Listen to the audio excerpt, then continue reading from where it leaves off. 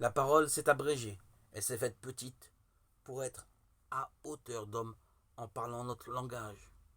Telle est la conviction que défend la tradition lorsqu'elle médite sur le mystère de Jésus comme Verbe incarné. Pour être compris de l'homme, Dieu s'abaisse jusqu'à lui et parle une langue vivante qui peut être comprise à hauteur d'homme. Il offre à l'homme la possibilité de répondre et de dialoguer.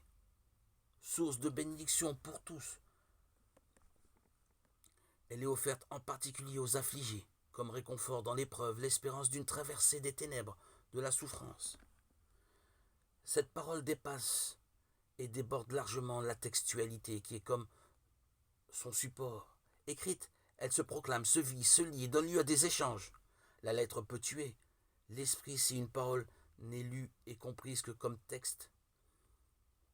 Mais sans écrit, une parole se perd, s'oublie, s'altère, devient aléatoire, imprécise.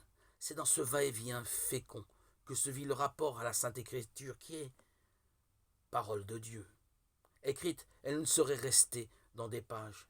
Elle appelle la lecture et l'interprétation. Sa rédaction même humaine, si humaine malgré l'inspiration divine, a pris le risque de la pluralité des points de vue. Les 4 évangiles, par exemple, nous apparaissent comme une parole symphonique, où se répondent en écho, images, récits, mais aussi les interprétations, les traditions de lecture et de compréhension. On peut dire que de ce point de vue, le Verbe unique s'exprime par une symphonie à plusieurs voix. Il ne saurait y avoir de parole de Dieu sans sa mise en œuvre par ceux qui l'écoutent et en vivent. Par nos actes de chrétiens, de témoins du Christ, la parole devient concrète. Elle prend chair à travers ceux qui la font vivre et pour qui elle